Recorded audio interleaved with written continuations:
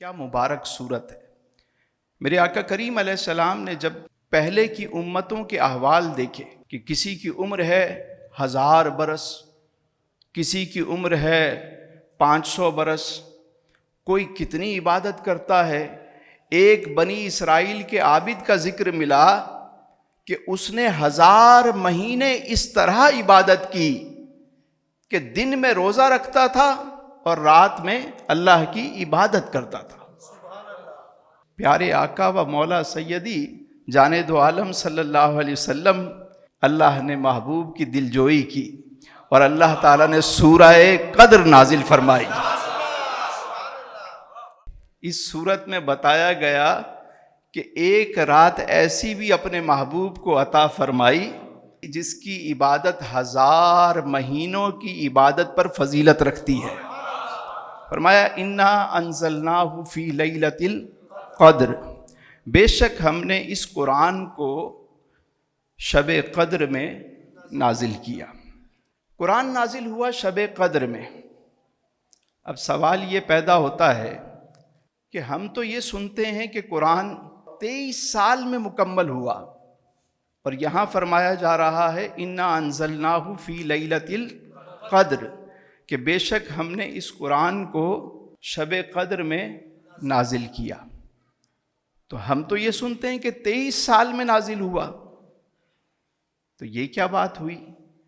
مفسرین فرماتے ہیں کہ شب قدر میں اللہ تعالی نے لوح محفوظ سے آسمان دنیا پر اس قرآن کو نازل فرمایا، اور اس کے بعد آسمان دنیا سے قلب مصطفیٰ کریم پر 23 سال میں قرآن مکمل ہوا۔ پھر فرمایا وما ادراک ما لیلۃ القدر، پہلی آیت میں فرمایا بے شک اس قرآن کو ہم نے شب قدر میں نازل کیا۔ پھر فرمایا وما ادراک ما لیلۃ القدر، اور کیا سمجھے آپ کہ شب قدر کیا ہے؟ محبوب کیا سمجھے آپ کہ شب قدر کیا ہے؟ اور یہ قرآن کا اسلوب ہے، جب کوئی اہم بات بیان کی جا رہی ہو تو اسے دہرایا جاتا ہے۔ القاریۃ مل قاریہ وما ادراک مل قاریہ، تو یہاں بھی اسی طرح فرمایا انا انزلناہ فی لیلۃ القدر وما ادراک ما لیلۃ القدر لیلۃ القدر خیر من الف شہر، یہ ایک شب قدر 1000 مہینوں پر فضیلت رکھتی ہے، 1000 مہینوں پر۔ لیکن اس شب قدر کو مخفی کیوں رکھا گیا؟ چھپا کے کیوں رکھا گیا؟ شب قدر کون سی رات ہے؟ پورے سال میں تلاش کریں، کب تلاش کریں؟ اللہ کے محبوب نے فرمایا کہ اسے رمضان کریم کے آخری عشرے میں تلاش کرو، اس کی طاق راتوں میں تلاش کرو۔ کچھ مفسرین فرماتے ہیں کہ 21ویں شب میں شب قدر ہوتی ہے، کوئی فرماتا ہے 23ویں شب میں، 25ویں، 27ویں میں۔ لیکن یہ کیوں نہیں بتا دیا گیا کہ یہی رات شب قدر ہے؟ مخفی کیوں رکھا؟ اس لیے کہ جتنے اہم امور ہیں انہیں مخفی رکھا گیا ہے۔ مثلا ہمیں یہ تو پتہ ہے کہ قیامت آئے گی، لیکن کب آئے گی اسے مخفی رکھا گیا۔ موت کب آئے گی؟ موت کا تو یقین ہے کہ آئے گی، کب آئے گی اسے مخفی رکھا گیا۔ خود رب تعالی وہ چاہے تو پتا پتا بوٹا بوٹا جیسے اس کی شان نظر آتی ہے تو اس کا جلوہ بھی ہر چیز میں نظر آئے، وہ چاہتا تو ہر جگہ اسی کی تصویر ہوتی۔ وہ فرماتا میں تمہاری شہ رگ سے قریب ہوں، اتنا قریب ہے تو پھر مخفی کیوں ہے، چھپا ہوا کیوں ہے؟ اس لیے کہ یہ اس کی حکمت ہے کہ ڈھونڈنا چاہو تو ڈھونڈو، اور جب کوئی ڈھونڈنے چلتا ہے تو ہر آن نیا جلوہ ہے، ہر آن نیا جلوہ ہے۔ قریب اتنا کہ شہ رگ سے قریب، ڈھونڈنے جاؤ تو چلے ہی چلے جاؤ، چلے ہی چلے جاؤ، کیونکہ جسے وہ مل گیا پھر اسے کسی اور شے کی حسرت رہی ہی نہیں۔ اس راستے کا کمال یہی ہے کہ چلتے جاؤ، یہ وہ راستہ ہے کہ چلنا ہی جس کی منزل ہے. اسی لیے اقبال نے کہا کہ تو راہ نورد شوق ہے، منزل نہ کر قبول، لیلا بھی ہم نشیں ہو تو محمل نہ کر قبول. اے جوئے آب بڑھ کہ ہو دریائے تند و تیز، ساحل تجھے عطا ہو تو ساحل نہ کر قبول. کھویا نہ جا صنم کدائے کائنات میں. یہ کیا بات ہوئی، یہ کیا بات ہوئی؟ تھوڑی سی محفل گرم ہوئی تو اٹھنے کا نام نہیں لے رہا. یہ کیا بات ہوئی؟ بھائی تو تو جانے محفل ہے، تو تو شمع محفل ہے، تو جہاں بیٹھے گا وہیں محفل جم جائے گی. کھویا نہ جا صنم کدائے کائنات میں، محفل گداز گرمی محفل نہ کر قبول. تو اس راہ میں چلنا ہی منزل ہے. دوسری بات یہ کہ اتنی فضیلت بتا دی گئی کہ اتنی اہم رات ہے کہ 1000 مہینوں پر فضیلت رکھتی ہے. تو اب ڈھونڈو، تلاش کرو. خدا میں بتاؤں آج آپ کو، اگر کہا جائے کہ 100 گرام گولڈ فلاں پہاڑی پہ فلاں جگہ ملے گا، لیکن 1 مہینہ جو آتا رہے اس کو ملے گا، تو میرا خیال ہے کہ وہاں تل دھرنے کی جگہ نہیں ہوگی. بھائی 100 گرام تو بہت دور کی بات ہے، کوئی 10 گرام سونا بھی کہیں رکھ دیا گیا نا، ہاں یہ ہو کہ ملے گا پھر دیکھیں وہاں. لیکن سچی بات یہ ہے کہ ہمارا حال یہ ہے کہ ہم وہ مخصوص راتوں میں بھی عبادت کرنے سے قاصر ہوتے ہیں. یقین جانیے.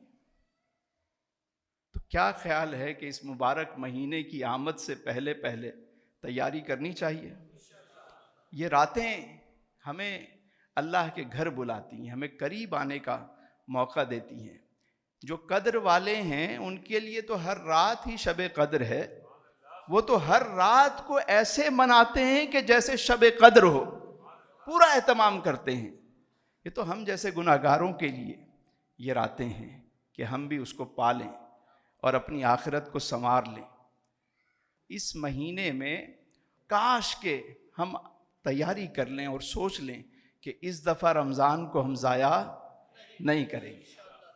ہوٹلوں پہ بیٹھ کے، ادھر بیٹھ کے، ادھر بیٹھ کے دن تو پھر بھی لوگ گزار لیتے ہیں، لیکن وہ مقدس راتیں ہماری کیسے گزرتی ہیں. کاش کہ ہم اس سال یہ تیاری کر لیں کہ یہ قرآن کے نزول کا مہینہ ہے، میں اس پورے مہینے میں قرآن مکمل پڑھوں گا، تفسیر کے ساتھ پڑھوں گا. کون کون ارادہ کرتا ہے؟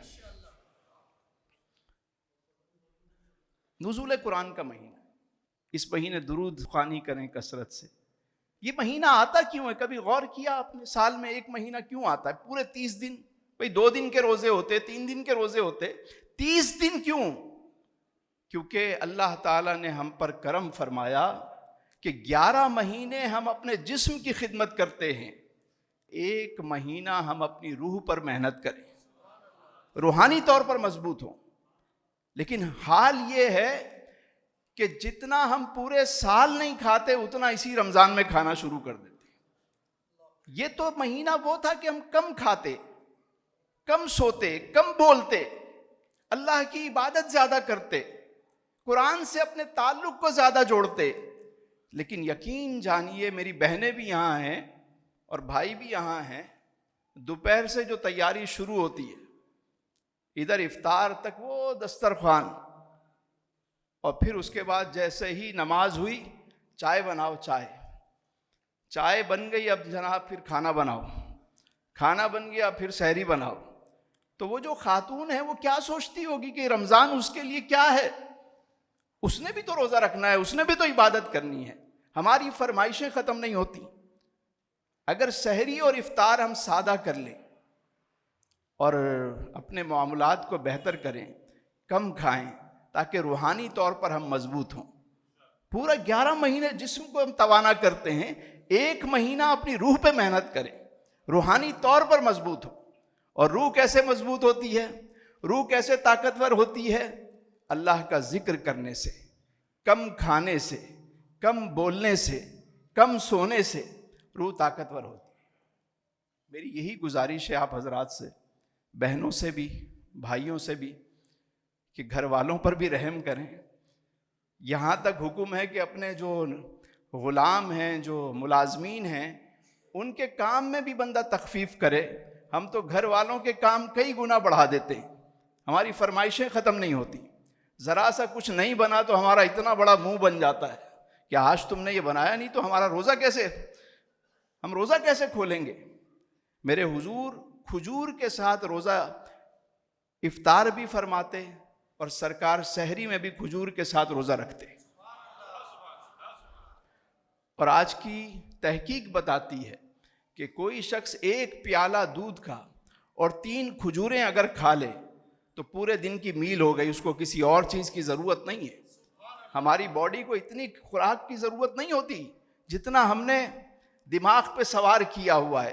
ہم سمجھتے ہیں کہ سورس آف انرجی صرف خوراک ہے، بچپن سے یہی دماغ میں نہیں کھاؤ گے کمزور ہو جاؤ گے۔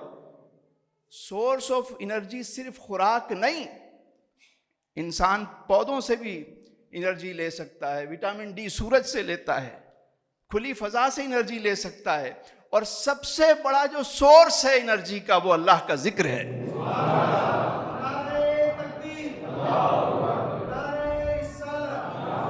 ایک بات عرض کروں آپ سے، اگر کوئی شخص تسبیح پڑھنا شروع کر دے، بعض لوگ شروع کر دیتے ہیں تسبیحات پڑھتے ہیں اور خوراک بھی زیادہ کھا رہے ہوتے ہیں، اب انرجی ڈبل ہو جاتی ہے۔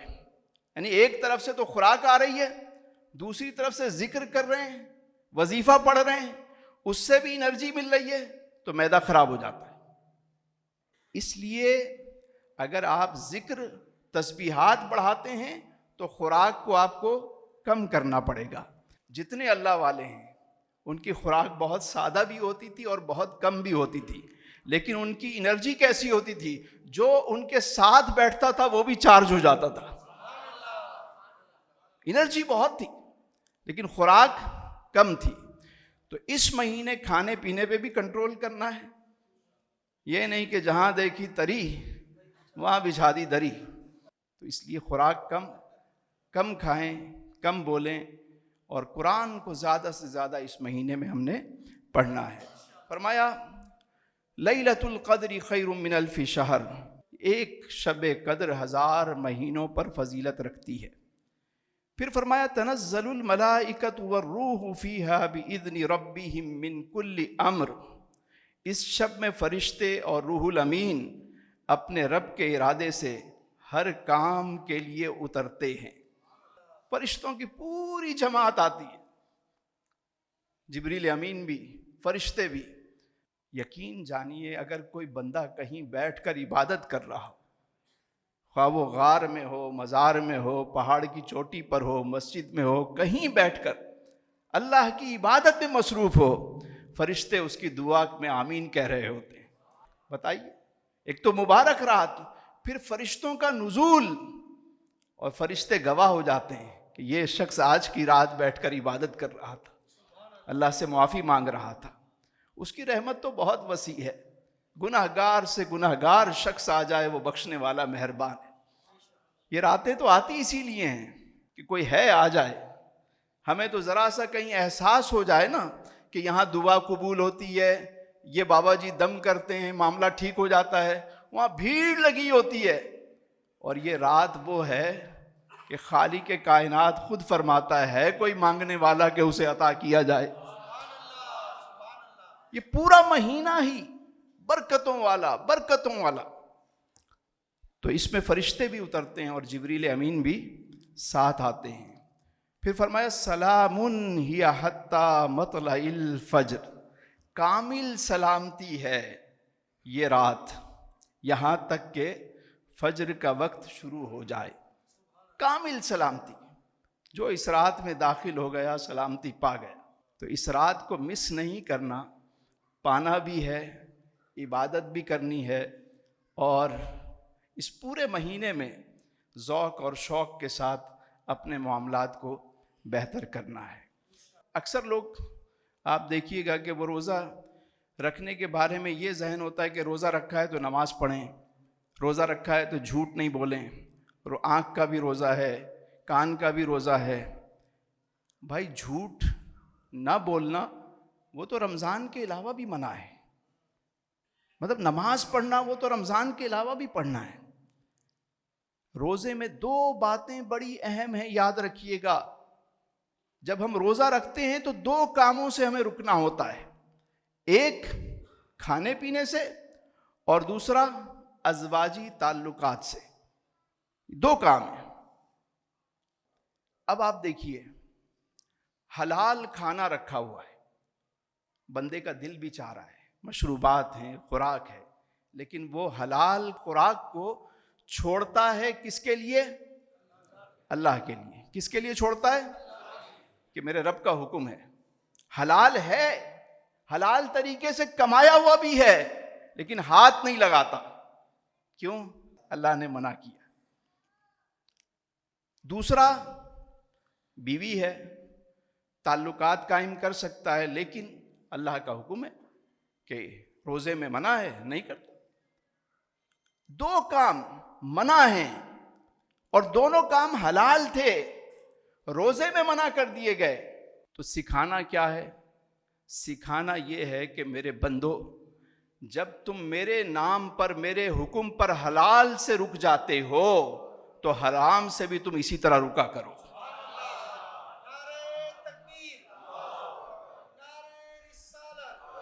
یہ پریکٹس کرائی جاتی ہے کہ دیکھو تم اپنے آپ کو حلال سے روک کر دکھاؤ، اس کے حکم پر حلال سامنے ہے، رک کے دکھاؤ، اپنے نفس پہ کنٹرول کرنا سیکھو۔ جب آپ حلال سے رک رہے ہوتے ہیں تو حرام سے رکنا اور آسان ہو جاتا ہے۔